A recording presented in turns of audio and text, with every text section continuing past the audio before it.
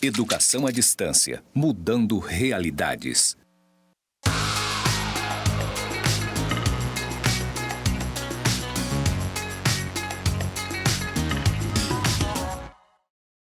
Olá, tudo bem?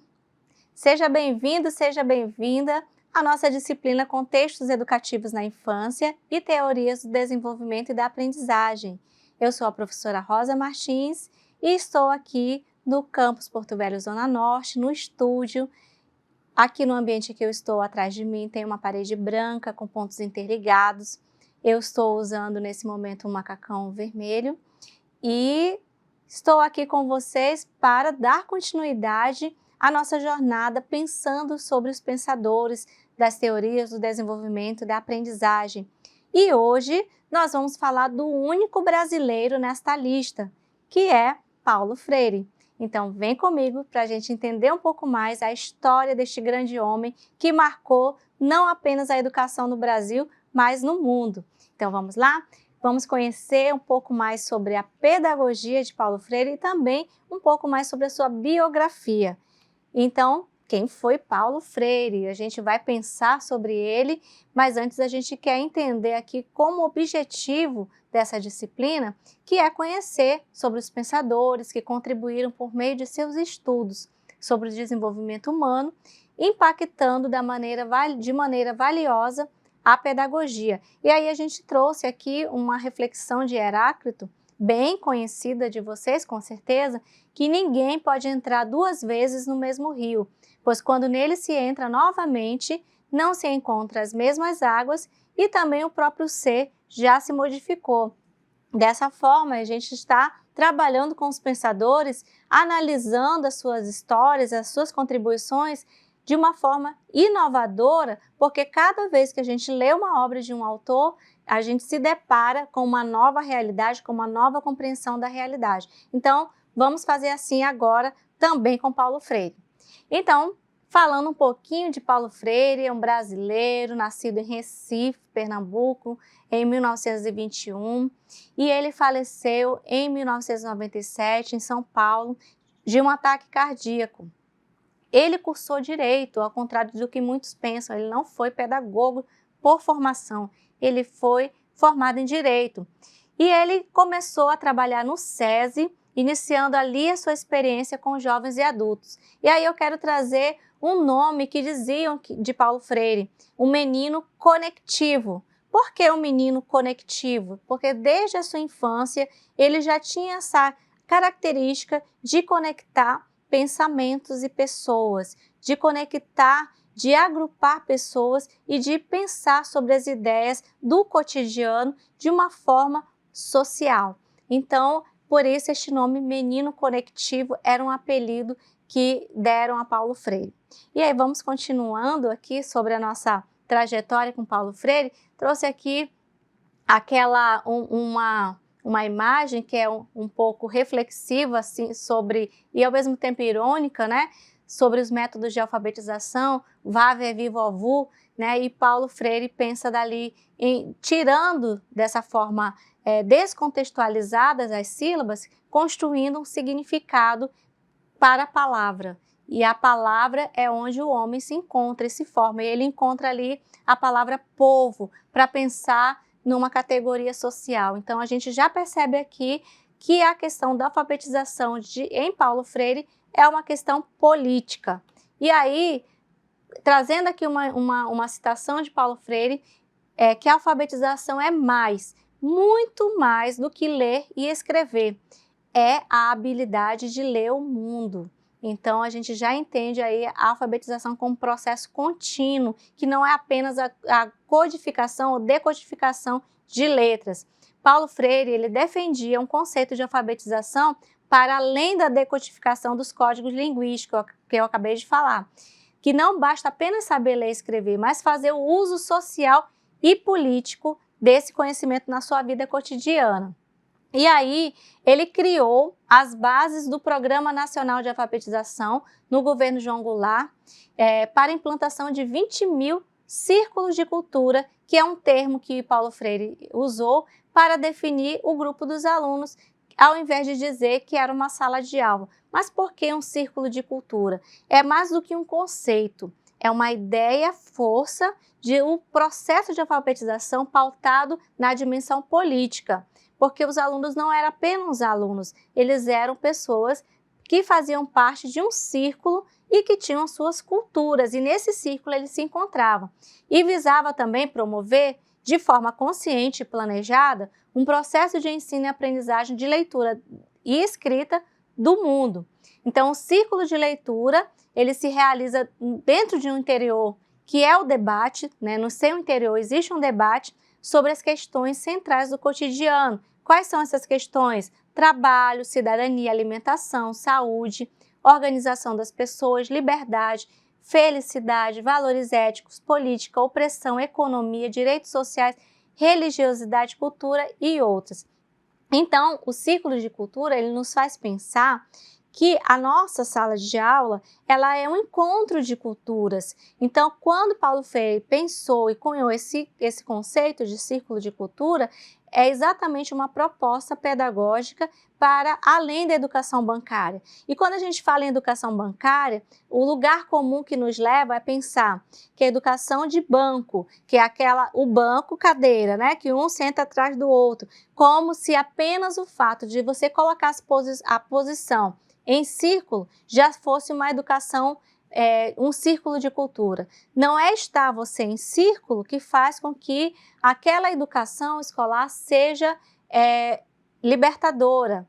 Não. O que posiciona você dentro de um círculo de cultura é muito mais a concepção de quem é o professor, de quem é o aluno e para que o que estamos fazendo naquele círculo. Então, entender que aquele conhecimento, antes de mais nada, é um conhecimento político e que ele precisa ter uma dimensão libertadora e não apenas reprodutora da realidade. Então, o círculo de cultura não é apenas colocar as pessoas em círculo, é muito mais do que isso, é uma proposta pedagógica que considera a educação como um ato político, como Paulo Freire já defendia. Continuando, nós temos aqui algumas obras também importantes de Paulo Freire. Lá em 1964, lá no golpe militar, Paulo Freire ele foi considerado subversivo e o método de alfabetização com certeza. Né? Por isso, ele foi preso e ficou 75 dias em Recife e depois ele foi exilado. Depois desse período, ele foi para a Venezuela, ele teve uma época na Bolívia, depois ele foi para a Venezuela e lá na Venezuela, por exemplo, ele escreveu este livro que tem várias edições, eu coloquei algumas delas aqui, Educação como Prática da Liberdade. Então, faz muito sentido ele estar exilado em outro país e escrever a educação como prática da liberdade. Eu recomendo a leitura desta obra, assim como de outras obras de Paulo Freire. E aí, resumidamente, eu vou destacar o método de alfabetização de Paulo Freire. Ele foi testado pela primeira vez na cidade de Angicos, no sertão do Rio Grande do Norte, e a meta era alfabetizar adultos em 40 horas aula sem cartilha, porque a cartilha era o único método, o único instrumento de alfabetização. Mas ele optou por não usar a cartilha e, ao mesmo tempo, que nessa alfabetização ele proporcionasse um despertamento da consciência política, que antes de iniciar as aulas ele fez um contato prévio com os participantes, com os trabalhadores que iriam ser seus alunos, estudou a realidade desses alunos, as suas histórias de vida, o contexto em que eles estavam inseridos, no trabalho, enfim, na família. E aí, um grupo de educadores que esteve junto com Paulo Freire colaborou nessa experiência de Angicos. E aí, Angicos era uma cidade de 13 mil habitantes, uma cidade pequena, mas 75% desses habitantes eram analfabetos. Então, esta cidade ela foi escolhida por este motivo. E na década de 60, aí a gente vai pensar que 50% da população do Nordeste era analfabeta. Então, você já observa a preocupação de Paulo Freire, de onde surgiu a preocupação com a alfabetização de adultos. E falando assim das etapas desse método, são 3 etapas, apresentando aqui bem de forma resumida, tá? Vocês devem se aprofundar, por exemplo, no livro Pedagogia do Oprimido e em outras obras também de Paulo Freire. Investigação, que é a busca conjunta entre professor e aluno das palavras e temas mais significativos da vida do aluno. Então, o primeiro momento deste método de alfabetização é a investigação. Então, o que esses alunos conhecem? O que é relevante para ele? E dentro desse universo vocabular deles, o que eles falam? Como é que é a comunidade que ele vive? Então, essas palavras e esses temas, e aí lembrando, palavras e temas, são retirados da vida do aluno. Então, ele não vai aprender, por exemplo, povo, ele não vai aprender porque o professor decidiu que é povo. Ele pode aprender salário, ele pode aprender a partir de uma palavra-chave da vida dele. Depois de escolher esses temas, a próxima etapa é a tematização, que é o momento da consciência do mundo, é a tomada da consciência do mundo, que é por meio de análise dos significados sociais desses temas. Então, trazendo aqui a ideia de povo.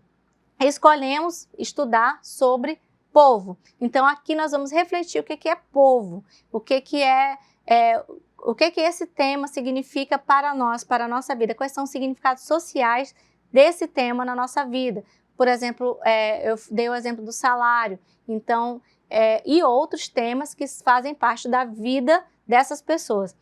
Buscou o significado social, aí a próxima etapa é a problematização.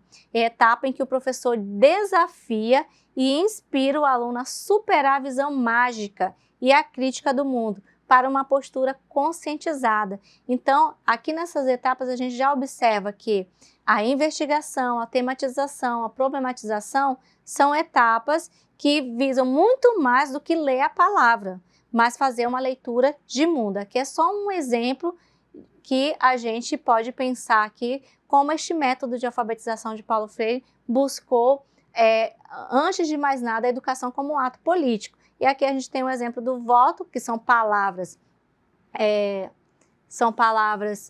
de temas, né, de tematizações, e povo. Então, aprender palavras contextualizadas e não apenas palavras ou expressões que não tenham sentido nenhum naquela comunidade.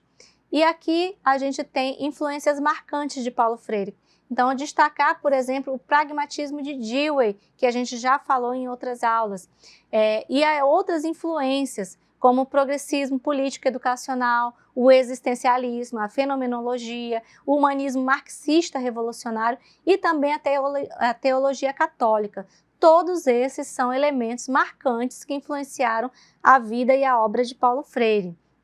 E temos também, aqui deixo como sugestão, que vocês pesquisem e leiam mais sobre Paulo Freire. No Centro de Referência Paulo Freire tem uma biblioteca muito completa sobre a obra dele.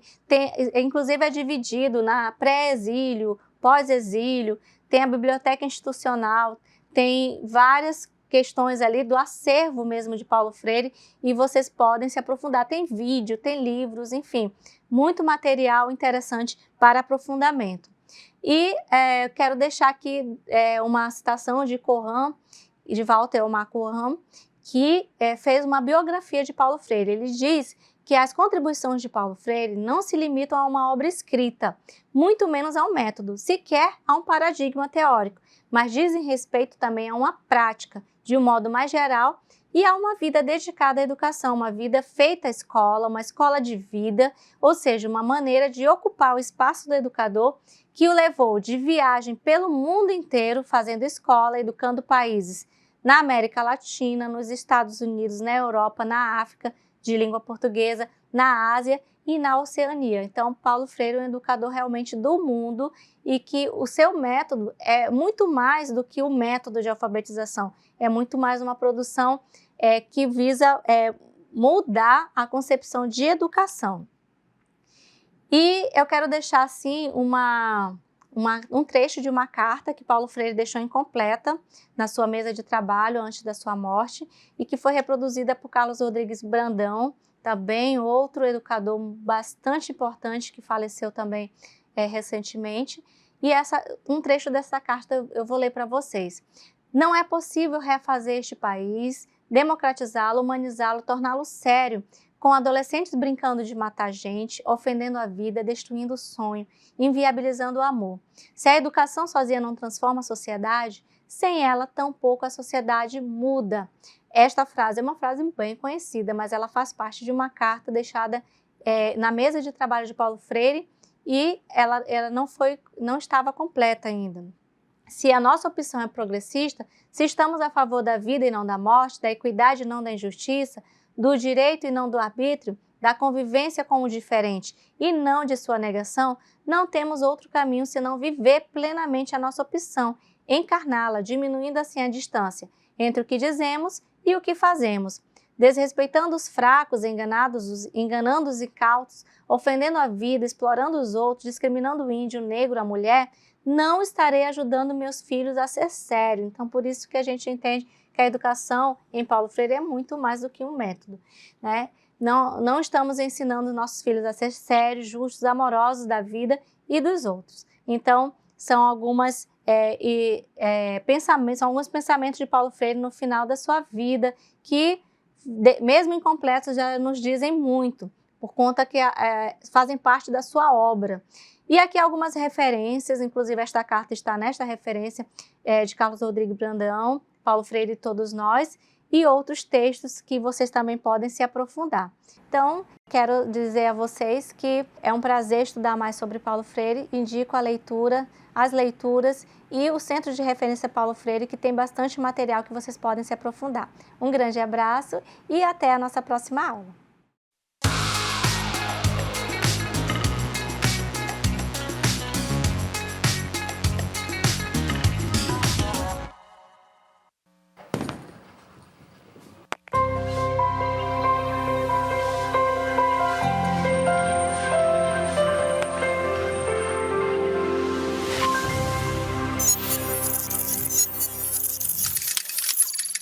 Educação à distância, mudando realidades.